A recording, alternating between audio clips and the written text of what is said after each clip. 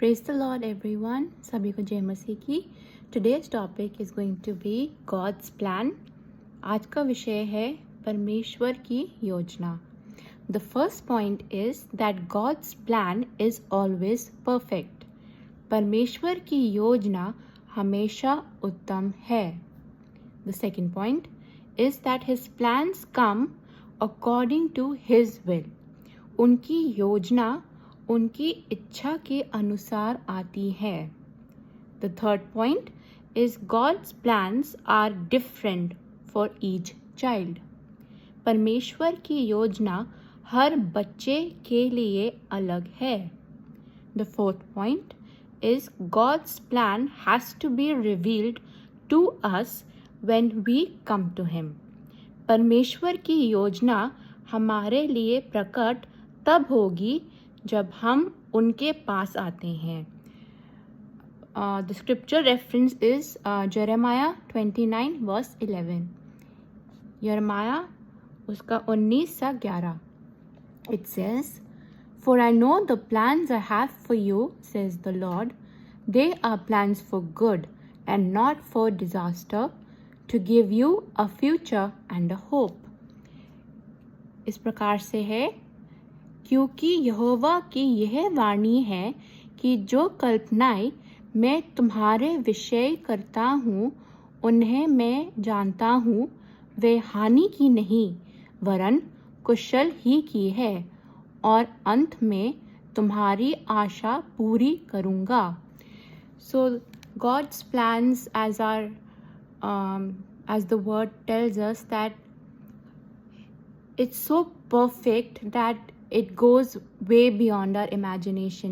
प्रभु का जो वचन है, जब हम परमेश्वर की योजना के बारे में हम जब सुनते हैं, हमारे दिमाग में या फिर हम सोच भी नहीं सकते कि उनका जो योजना है हमारे जीवन में इतना बड़ा है. It is so huge that we need to come with our hearts prepared. हमें अपने दिल को तैयार रखना है जब हम परमेश्वर की उपस्थिति में होते हैं, so that his plans are able to be revealed to us, ताकि हम उनकी जो योजना है हम देख सकें और हम उनको पा सकें. It is as his children, as his chosen vessel, we need to know that God's plans in our lives, it's always for the better.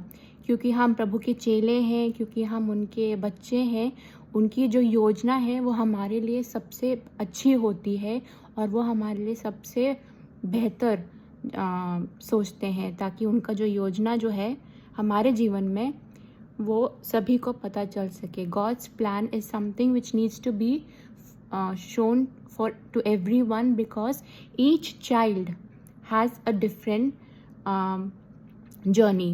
प्रभु के जो बच्चे हैं उनका जो रास्ता है वो अलग हो सकता है, लेकिन उनका जो मकसद है वो हर बच्चे के लिए एक समान है.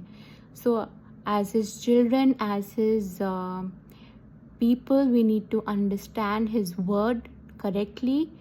उनके बच्चे होने के नाते हमें उनके वचन को, उनके जो प्रभु का जो वचन है वो उसको समझने की ज़रूरत है, और how we can apply it in our lives. हम और उसको इन सब चीज़ों को अपनी ज़िंदगी में हम कैसे लागू कर सकते हैं.